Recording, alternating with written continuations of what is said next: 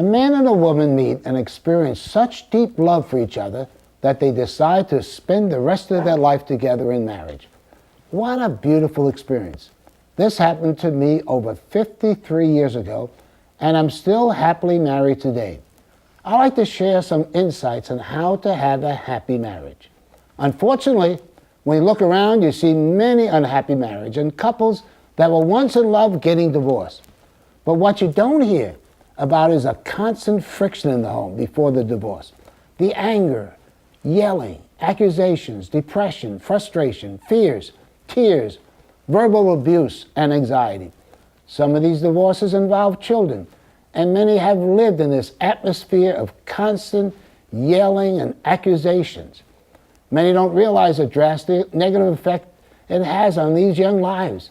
I've met my wife 55 years ago, and we've been happily married for 53 years.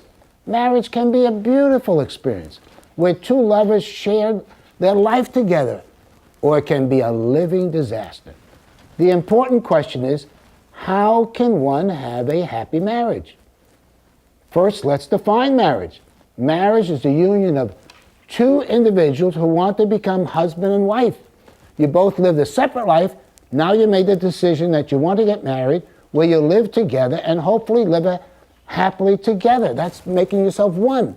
There's nothing wrong with that expectation. Who wants to get married and be miserable? But many marriages end up miserable. Why? Before I deal with the why, let's look at how to create a happy marriage. You may say, I want my mate to make me happy. I got news for you. You'll not find happiness. What do you mean? I won't find happiness? Happiness doesn't result from receiving. It results from giving. Let me explain. Let's examine Bill and Jane. Bill and Jane get married. Bill hopes that Jane will make him a happy man. Bill comes home from a hard day at work and hopes that Jane will greet him with a warm hug. Instead, Jane greets Bill with a nonchalant hi. Bill doesn't get his warm hug, so he greets her back with the same nonchalant hi. He goes into the living room and watches TV.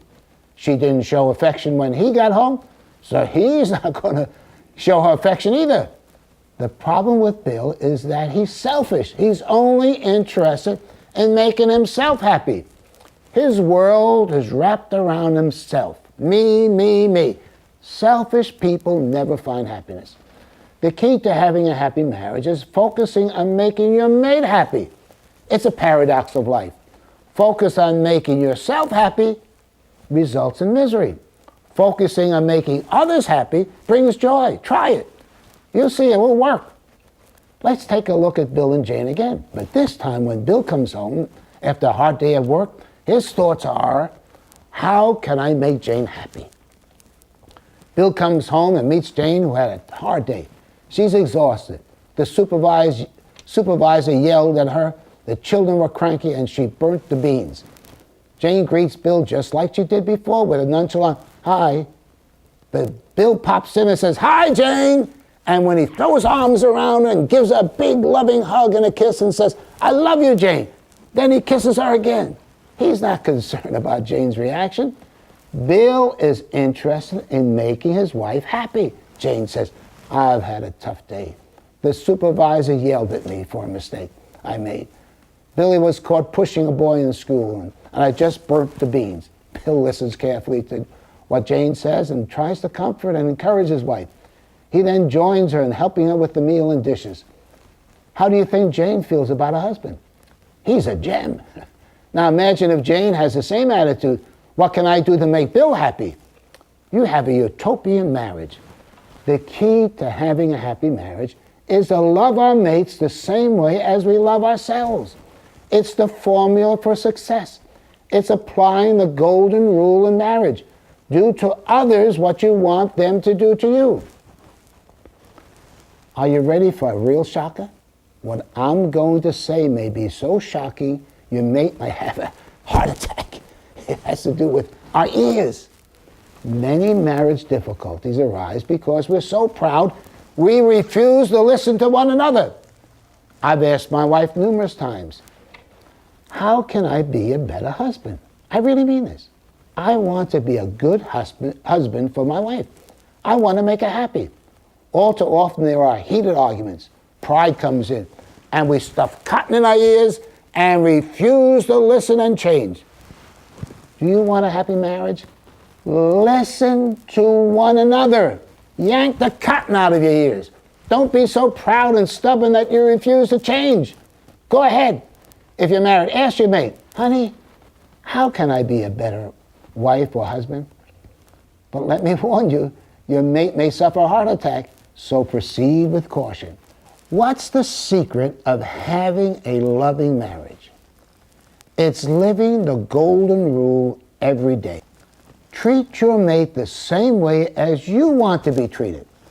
But what often happens, one mate does something good, and there is a meager response. It's, I've scratched your back 5 times, and you only scratched my back 4 times. I'm not going to scratch your back anymore until you fulfill your last scratch. It's living tit for tat. You'll never have a happy marriage living like that. There's a much better way to live. Regardless of the response of others, I'm going to do the right thing. I'm going to keep on loving my mate regardless of the response. So put yourself into your mate's shoes and think of creative ways to make your mate happy. And whatever you do, listen to one another. Don't be so proud and stubborn that you can't give in when you're wrong. Try these 2 things for a happy marriage. Love your mate as you love yourself, and really listen to what your mate is saying and make a sincere desire to change. You'll be surprised at the outcome. Send me an email of your results. I'd love to hear what happens.